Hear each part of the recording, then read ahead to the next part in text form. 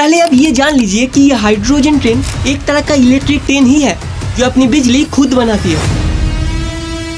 अगर इस hydrogen train का असली मकसद सिर्फ पोल्यूशन को कम करना और परिवेश को बचाना है तो फिर इलेक्ट्रिक ट्रेन भी तो डायरेक्टली इतना पोल्यूशन नहीं करता। और इस हाइड्रोजन ट्रेन में एक बार हाइड्रोजन फ्यूल भरने के बाद ये ट्रेन लगभग 1000 किलोमीटर तक चल सकता है और इसी 1000 किलोमीटर चलने पर इसका खर्च एक इलेक्ट्रिक ट्रेन से ज्यादा होती है। मतलब अगर एक इलेक्ट्रिक ट्रेन 1000 किलोमीटर तक चलता है तो एक हाइड्रोजन ट्रेन से कम खर्च में चल सकता है। तो मेरा सवाल यह है कि अगर हर एक तरीके से इलेक्ट्रिक ट्रेन एक हाइड्रोजन ट्रेन से आगे है तो भारत क्यों इस हाइड्रोजन ट्रेन पर इतना पैसा और समय खर्च कर रहा है, या फिर इसके पीछे कुछ और ही छुपा है जो हमें अभी जानना बाकी है। तो चलिए जानते हैं भारत की पहली हाइड्रोजन ट्रेन की पूरी कहानी।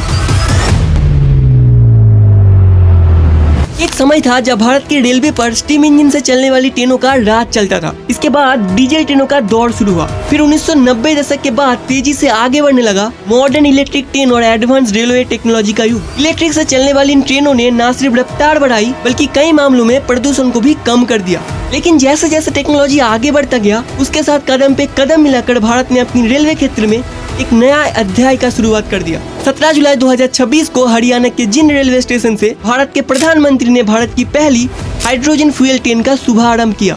इस ट्रेन को इंडियन रेलवे के लिए तैयार किया है ICF ने। ICF यानी चेन्नई में स्थित भारत की रेलवे की एक बड़ी फैक्ट्री। यहाँ पे ट्रेन की कोच और कई मॉडर्न ट्रेन बनाई जाती है, जबकि इस ट्रेन की टेक्नोलॉजी को डेवलप किया है RDSO ने। RDSO यानी भारत की रेलवे की रिसर्च और टेक्नोलॉजी संस्था, जो नई ट्रेन की इंजन और रेलवे टेक्नोलॉजी को डिजाइन करता है। और ये संस्था सब कुछ टेस्ट करने के बाद ये सुनिश्चित करता है कि ये टेक्नोलॉजी पूरी तरीके से सुरक्षित है।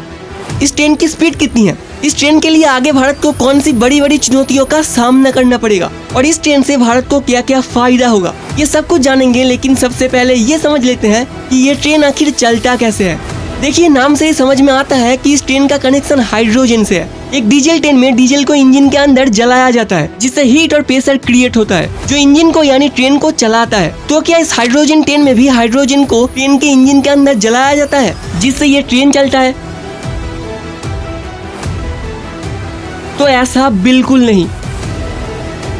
इस ट्रेन में एक स्पेशल सिस्टम होता है। इस ट्रेन के ऊपर एक बड़ा और मजबूत हाइड्रोजन टैंक होता है। इस टैंक में हाइड्रोजन गैस को बहुत ही हाई प्रेशर में स्टोर किया जाता है। उसके बाद यह हाइड्रोजन एक स्पेशल डिवाइस में जाता है जिसे फ्यूल सेल कहा जाता है। अब सवाल यह है, आखिर ये फ्यूल सेल क्या है? ये फ्यूल सेल एक ऐसा मशीन है जो हाइड्रोजन को जलाता नहीं है बल्कि हाइड्रोजन हवा में मौजूद ऑक्सीजन के बीच एक केमिकल रिएक्शन करती है और इसी रिएक्शन से बिजली पैदा होती है और बिजली सीधा ट्रेन के इलेक्ट्रिक मोटर तक जाती है। और जैसे ही मोटर को बिजली मिलता है तो मोटर घूमना शुरू हो जाता है और यही मोटर ट्रेन के पहियों को घुमाकर ट्रेन को आगे ले जाती है।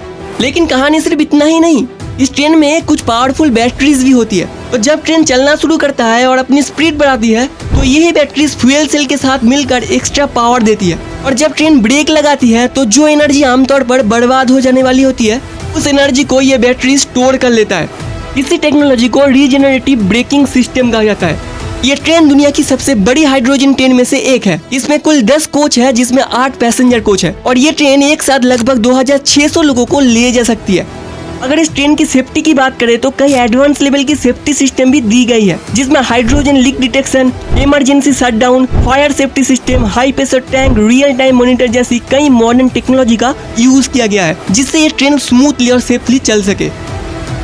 अब सबसे बड़ा सवाल यह है कि आखिर भारत हाइड्रोजन ट्रेन पर इतना पैसा और समय खर्च क्यों कर रहा है?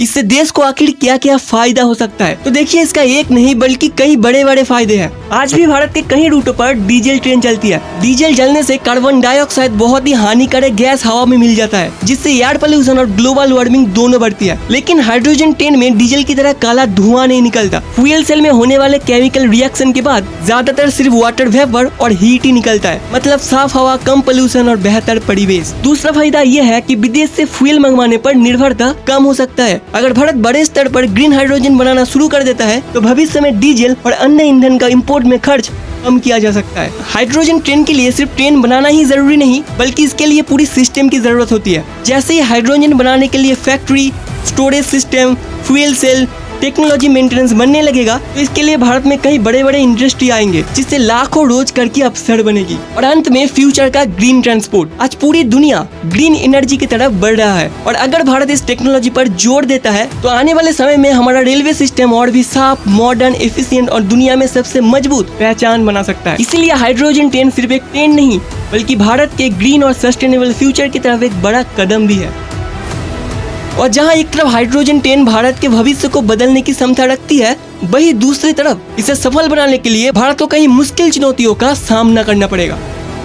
सबसे पहले बात आती है इस टेक्नोलॉजी की खर्च की। Fuel cell, hydrogen tank, control system और इसके दूसरे कंपोनेंट्स अभी भी कहीं महंगा है। इसीलिए एक हाइड्रोजन ट्रेन बनाने का खर्च एक डीजल ट्रेन बनाने के मुकाबले काफी ज्यादा है। हाइड्रोजन दुनिया की सबसे हल्की गैस है। इसे किसी नॉर्मल टैंक में स्टोर नहीं किया जा सकता। इसे बहुत ही हाई प्रेशर पर एक स्पेशल टैंक में रखा जाता है। इसीलिए इस टैंक की क्वालिटी, सेफ्टी सिस्टम और रेगुलर टेस्टिंग बहुत जरूरी होती है। हाइड्रोजन रिफ्यूलिंग, जैसे आप ये जानते हैं कि डीजल से चलने वाले ट्रेनों के लिए डीजल डिपो होता है जहां इस ट्रेन पर डीजल भरा जाता है, वैसे ही हाइड्रोजन ट्रेन के लिए स्पेशल हाइड्रोजन रिफ्यूलिंग स्टेशन की जरूरत पड़ेगी। अभी भारत में ऐसी स्टेशन बहुत कम है। अगर भविष्य में भारत इस ट्रेन के बारे में सोचता है तो 1000 करोड़ रुपए खर्च करके नए रिफ्यूलिंग स्टेशन और सप्लाई नेटवर्क बनाना पड़ेगा। तो वीडियो के शुरू में ही मैंने आपको कहा था कि हम जानेंगे इस ट्रेन की स्पीड कितनी है। तो भारत की पहली इस हाइड्रोजन ट्रेन की डिजाइन स्पीड है 110 किलोमीटर प्रति घंटा। हालांकि अभी जिस रूट पर ये चल रहा है यानी हरियाणा के जींद और सोनीपत के बीच, यहाँ इसका स्पीड 75 किलोमीटर प्रति घंटा रखा गया है। लेकिन इस ट्रेन की परीक्षा के दौरान इस ट्रेन ने